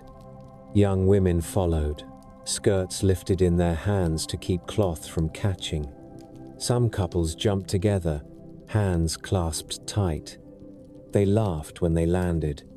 Older people watched and drank. Someone played a simple tune on a pipe. People sang.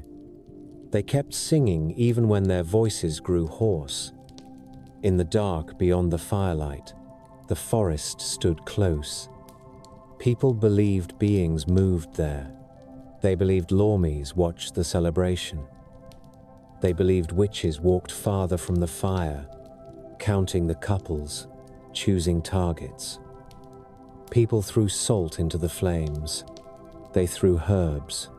They tied wreaths and floated them on water to see where they drifted. They walked into the woods to search for a fern flower, a thing said to appear only on that night. They walked with a friend or a lover, because walking alone felt too risky. A boy walked into the woods on midsummer with a knife at his belt and a wreath on his head. He had drunk beer behind his father's back and felt bold. He pushed through ferns and brush and followed a deer path until the fire sounds faded behind him. He stopped when he realized he could not hear singing anymore. He listened. He heard frogs near a pond. He heard a bird call once. He heard his own breathing. He moved again and reached a small clearing with a flat stone beside a stream. A woman sat on the stone, combing her hair. Her hair hung long and wet, and the comb moved through it with slow strokes. She looked up and saw the boy. Her eyes stayed bright in the dim light. The boy stopped. His mouth opened, then closed. The woman set the comb down and stood. She took one step toward him. The boy backed away. His heel caught on a root, and he stumbled. The woman smiled with her lips only. She lifted her hand and beckoned once. The boy turned and ran. He tore through brush. Branches slapped his face. He kept running until he saw the fire again on the hill and heard singing. He ran into the circle of light with his chest heaving. His friends laughed and asked what he had seen. The boy shook his head and said he had tripped. He did not mention the woman by the stream. He did not walk alone in the woods at night again. These spirits filled daily life because daily life offered endless entry points. A child cried. A fire burned. A cow gave milk. A storm split a tree. A woman gave birth. A man got lost on a forest path.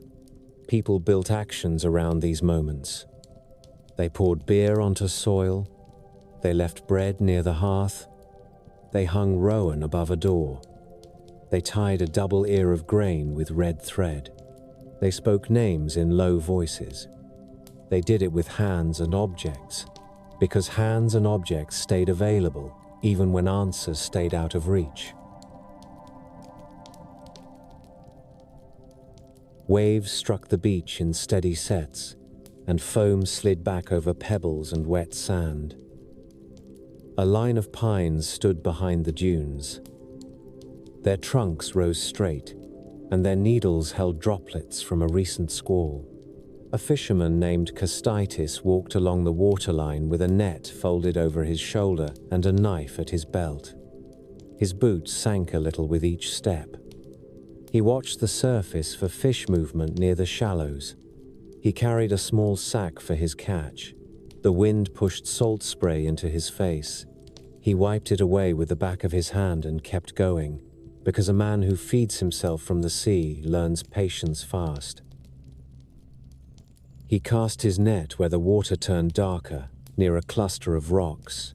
The net opened and fell, and its weights pulled it down. He waited, counting his breaths, then pulled the line in hand over hand. The net came up heavy. Silver bodies thrashed and flashed in the thin sunlight.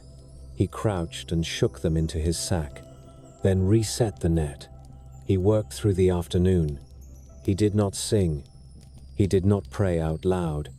He kept his eyes on the water and his hands busy. When the day began to dim, he turned back toward the dunes with a half-full sack and a tired back. He heard a sound from the water behind him. He turned. A shape moved just beyond the shallow break. It stood upright where the water should have reached a person's chest, and it moved with controlled steps as if the seabed formed a smooth floor. Kostaitis narrowed his eyes.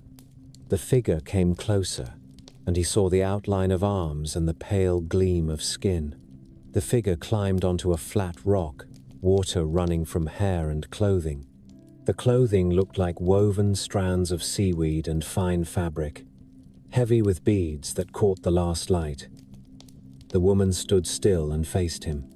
Her hair lay dark against her shoulders, and small pieces of green weed clung to it. Her eyes held steady on his face, as if she expected him to explain himself. Kęstutis stepped back once. His heel hit a pebble and rolled. He regained balance and tightened his grip on the sack. The woman lifted her hand. Her fingers were long and clean, nails short. She pointed toward the fish in the sack, then pointed toward the water. Kęstutis understood the gesture. He set the sack down and opened it. He lifted a fish out with both hands. Its body flexed and slapped his palm. He carried it to the water and threw it back. It hit the surface and vanished. He returned to the sack and took another, then another. He emptied the sack until only scales and water remained. The woman watched without moving. When he finished, she stepped off the rock and walked closer until the water reached her ankles. She stopped at the edge of the wet sand and looked at his face again, close enough for him to see a small scratch on her cheek, as if a shell had caught her skin. She spoke his name. Kęstutis froze because he had not said it. He asked her how she knew it. She spoke again and gave her own name, Juratia. The sound carried cleanly over the water.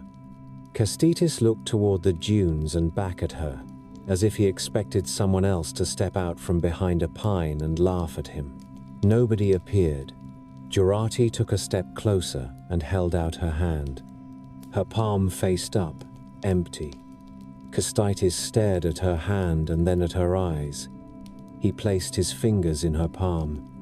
Her skin felt cool from the water. Her grip closed gently around his fingers, then tightened enough to make it clear she could pull him forward if she chose. She pulled him forward. Kęstutis stumbled once, then found footing. His boots filled with water. He tried to pull back and found her strength held him. He opened his mouth and made a short sound. Jurati did not respond with words. She kept walking. Water rose to his knees, then to his waist, then to his chest. He gasped when cold water hit his skin under his shirt. He tried to breathe steadily. Juratia moved without hesitation. Kęstutis kicked and swam when the ground dropped away. He kept his eyes open and saw green strands and floating debris. He saw fish flick past his face, his ears filled with water, and muted the surface sounds. Jurati's hand stayed locked around his wrist. She pulled him down and forward. The water changed. Light from above thinned.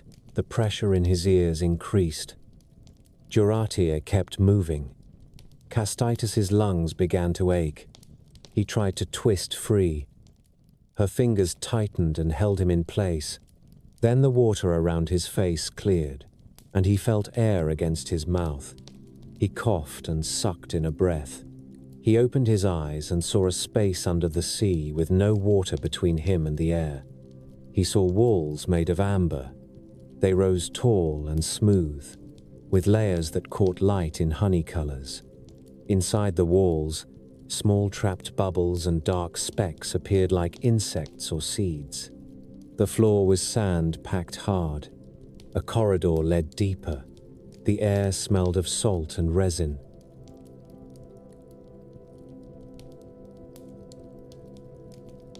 Kęstutis stood bent forward, hands on knees, coughing. Jurati walked ahead as if this place belonged to her. She turned and watched him until his breathing steadied. Then she walked deeper into the amber halls.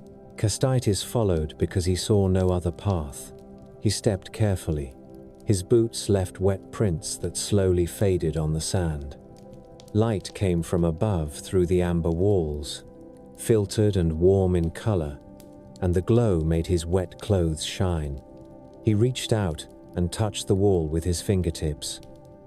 The amber felt hard and smooth. He pressed harder. It did not move. He pulled his hand back. Jurati led him into a wider chamber. Amber columns held the ceiling. A pool of clear water sat in the center. Shells lay in piles near the walls. A table stood with carved legs made of wood that looked dark from long soaking, and its surface held a bowl of berries. Kęstutis stared, because berries did not belong under the sea. Jurati picked one up and ate it, then held another toward him. Kęstutis hesitated, then took it and chewed. The berry tasted sharp and sweet. He swallowed and looked at her again. Jurati's face stayed calm. Her mouth moved in a small smile. She walked around the chamber and touched objects as if checking them. Kęstutis stood in the center and turned slowly, taking in the space and the amber walls and the strange air. Days passed in that amber place. Kęstutis slept on a bed of woven reeds and soft skins. He ate fish cooked over a small fire that burned in a stone bowl. He watched Jurati move through the halls and speak to servants who appeared and vanished through side passages. Those servants kept their eyes down. They carried baskets of shells and wet cloth. They poured water into the pool. They removed ash from the fire bowl. Kęstutis asked questions. Jurati answered some with short phrases and gestures. She showed him a window of amber that looked out into open water. He pressed his face to it and saw fish moving by, slow and steady.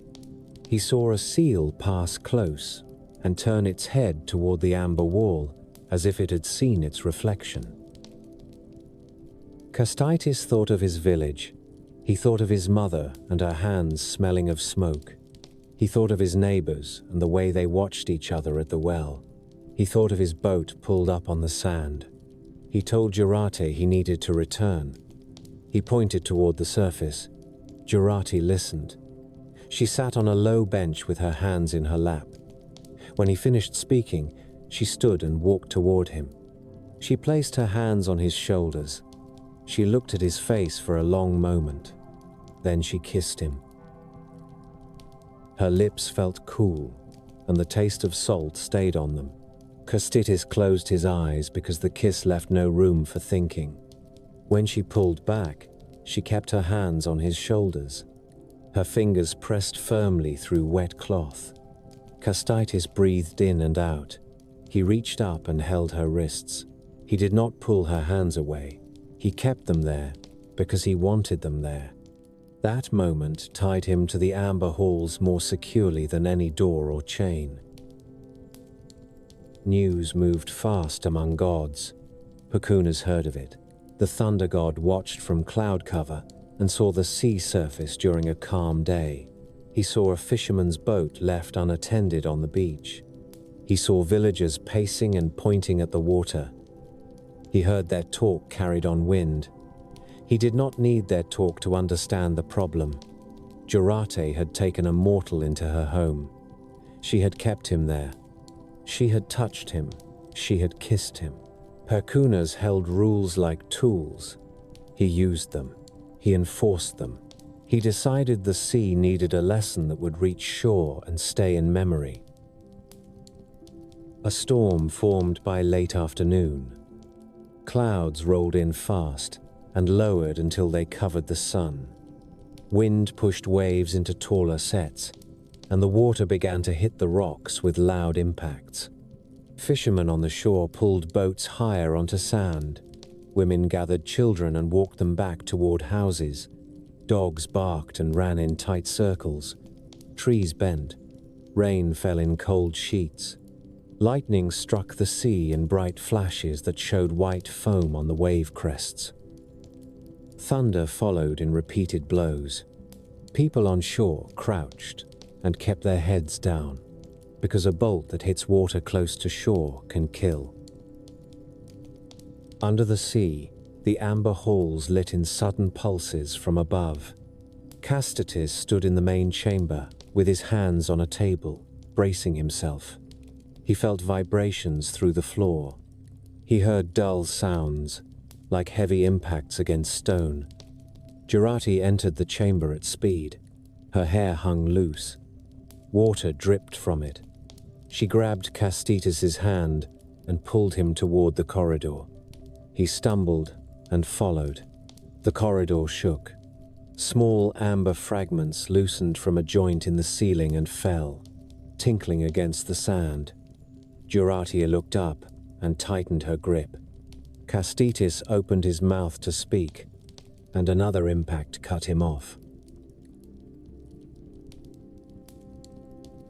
The girls backed away until reeds blocked their legs. Egli stood alone on the bank with wet cloth at her feet and a snake on top. She felt the cold water drip down her arms. She felt her heart beating fast. She spoke again and tried to make the snake leave. The snake repeated the demand. Egli looked toward the path that led back to the village. She pictured her family waiting. She pictured returning without clothes and trying to explain. She pictured her father's face. She pictured the laughter that would follow her for years. She made a quick decision. She said yes. She said it to get her clothes back. She said it to end the moment.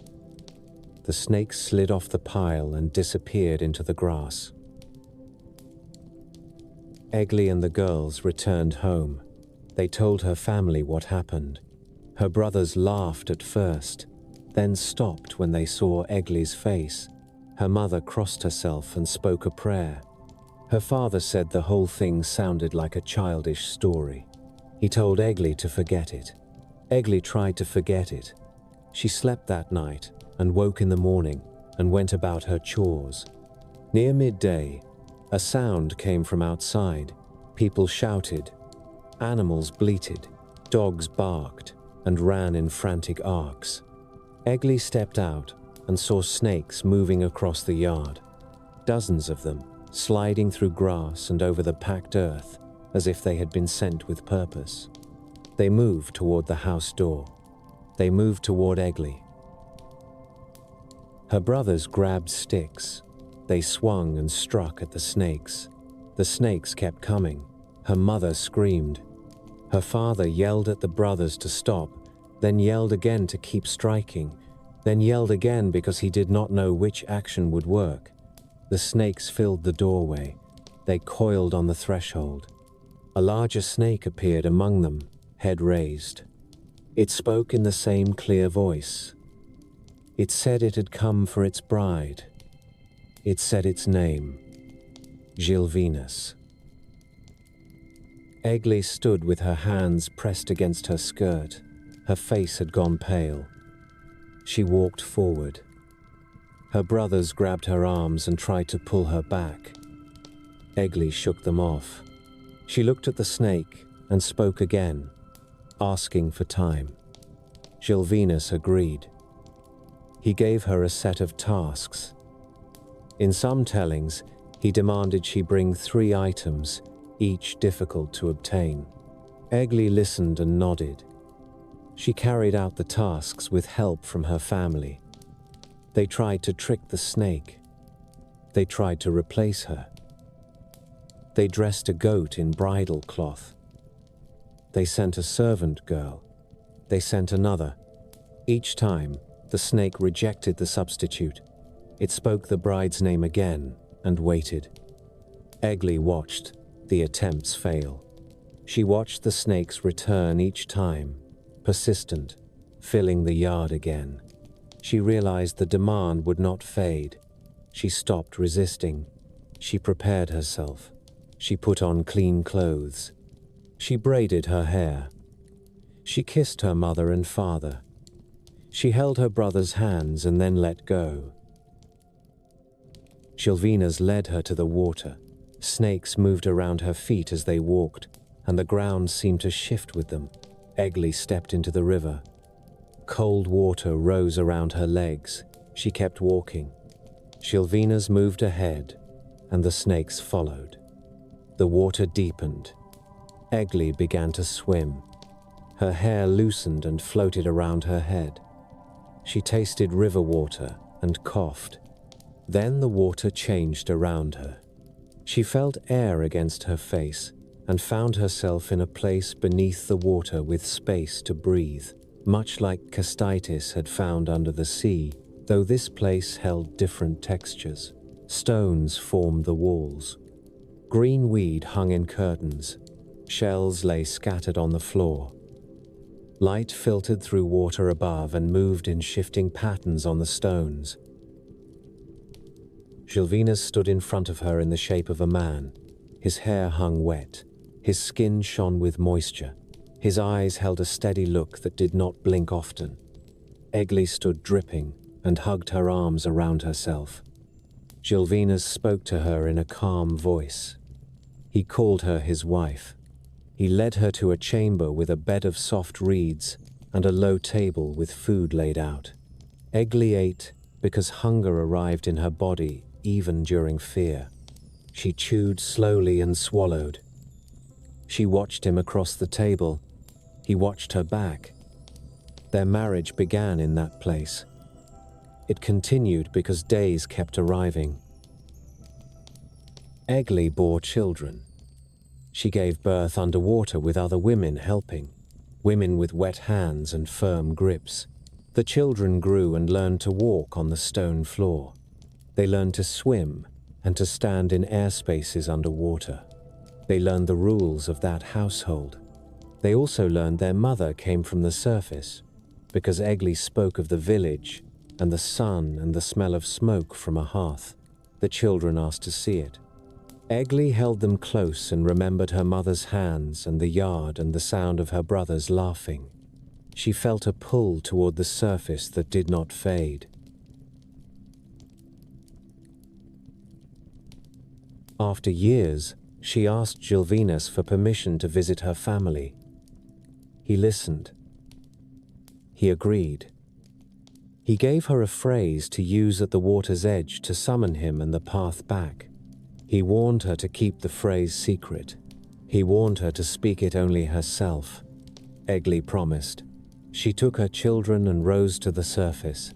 She walked back into her village with wet skirts and a tired face. Her mother cried when she saw her. Her father stood with his mouth open and then stepped forward and held her shoulders. Her brothers stared at the children and then at Egli, trying to decide whether to smile or to shout. They did both. Egli stayed for a time. Her children ran in the yard. They touched chickens and laughed. They ate bread and drank milk. They slept on benches near the hearth. They asked questions about every object. They asked why smoke rose from the roof. They asked why people kept animals inside wooden walls. Egli watched them and felt relief and worry at once, because she had brought river children into a village that did not understand them. Her brothers watched too. They saw the children's strange ease around water. They saw the way the children stood still when they heard snakes moving in grass. They decided Shilvinas had taken too much from their family. They pressed Egli for the secret phrase. She refused. They asked again. She refused again. They waited until the children went out to play. They followed them and offered sweets and small gifts. They asked the phrase as if it were a game. The youngest child spoke first. Then another confirmed it. The phrase left their mouths and entered the brothers' ears. The brothers returned to the river without telling Egli. They stood on the bank and shouted the phrase. Shilvinas rose from the water. He appeared first as a snakehead breaking the surface, then as a man lifting up from the river with water running down his chest. He looked toward the shore and saw the brothers holding clubs and axes. He opened his mouth to speak. One brother swung an axe and struck him in the shoulder. Another struck him across the head. Shilvinas fell back into the water. blood spread in the current. The brothers kept striking until he stopped moving. They dragged the body to the bank and left it there, water running from it onto the mud. They turned and walked away with tight faces and fast breathing. Egli sensed the change before anyone told her. She walked to the river with her children behind her. She saw the water running clear and then saw dark color near the bank. She stepped closer and saw the body. She covered her mouth with her hand. She knelt. Her fingers touched wet hair and cold skin. She looked up at her brothers. Their faces held hard expressions. They did not speak. Egli stood. Her children gathered around her legs. They looked at the body and began to cry. Egli's face stayed rigid. She reached down and held each child by the shoulder and turned them away from the river. She spoke to her children with a flat voice and told them to stand in a line. They stood. They shook. She looked at each one and spoke words that changed their bodies. She changed them into trees. One became an oak. One became an ash. One became a birch. One became a trembling aspen. Their human forms vanished. Trunks rose from the ground where they had stood. Branches spread. Leaves appeared. The transformation left no blood. It left wood and bark and roots pushing into soil. Egli stepped back and stared at the new trees. Her mouth tightened. Then she changed herself. In some tellings, she became a spruce or a fir. In others, she became a tree with drooping branches. Her human body vanished, and a trunk stood in her place. The village yard held new trees where a family had stood minutes before. People walked past those trees for years. They touched bark. They broke off small twigs. They pointed the children to them and told them to keep their voices low. They used the story to explain why certain trees shook in wind, because the aspen leaves flutter easily and make a constant sound. They used the story to warn against betrayal. They used the story to warn against bargains with creatures from water. They used the story to explain why grief sometimes stays longer than a lifetime. On the coast, people continued to pick up amber after storms, rubbing sand off with rough thumbs. Inland, people continued to hang rowan and iron near cradles, leaving small offerings by the hearth. Both kinds of stories stayed in circulation because the land provided proof in physical things. Amber sat in a palm. Trees stood in a yard. Lightning split a trunk. A river carried dark color when something bled. People remembered with their hands and eyes. Men on horseback rode into a village at the edge of a sacred grove. Their boots were muddy. Their cloaks held rainwater in dark patches. A wooden cross rose from the led rider's saddle, tied on with cord. Behind them walked men on foot, carrying axes and bundles of stakes. The villagers watched from doorways and from behind fences. Some held babies against their chests. Some held pitchforks with the tines resting on the ground. A dog barked and then stopped when one rider turned his head and stared at it. The riders halted near the largest oak. The oak stood in the center of a small clearing, trunk thick, bark cut with old offerings and old knife marks. A ring of stones sat at its base. Ash from past fires lay scattered among the stones. A man in a simple robe stepped forward from the riders. He held a book in one hand and a small vessel in the other. He spoke out loud. The words did not match the village language. People still understood the purpose. The man sprinkled water toward the oak and then raised the book again. Two men with axes walked to the trunk. They placed their hands on the bark for a moment, then stepped back and swung. The first blow cut into the wood and left a pale wound. Chips flew. The second blow landed lower. The third landed higher. The rhythm settled. Axe head striking, wood cracking, breath forced out. The oak did not fall quickly. It held. It swayed once when a gust of wind hit its crown. The men kept swinging. Villagers watched with tight faces. An old woman took a small piece of bread from her apron pocket and held it in her fist until it crushed. A boy stepped forward and then stopped when his mother caught his shoulder and pulled him back. When the oak fell, it landed with a heavy sound that shook the ground. Branches snapped. Leaves scattered. The men with stakes moved in and began driving them into the earth around the stump. They hammered fast. The man in the robe walked the circle and spoke again. A few villagers crossed themselves because they had seen others do it. Others kept their hands still at their sides. Nobody shouted. Nobody ran. Everyone watched. That night, a fire burned in a hearth in the same village. A woman banked the coals and covered them with ash. She placed a small crumb of bread near the hearthstone with 2 fingers. She did it with a quick motion and a glance toward the door. Her husband sat on a bench and sharpened a knife on a stone. The sound stayed steady. Their child slept on a pallet, thumb in mouth. Outside, the new stake stood around the stump like a fence around a grave. In the distance, thunder sounded once.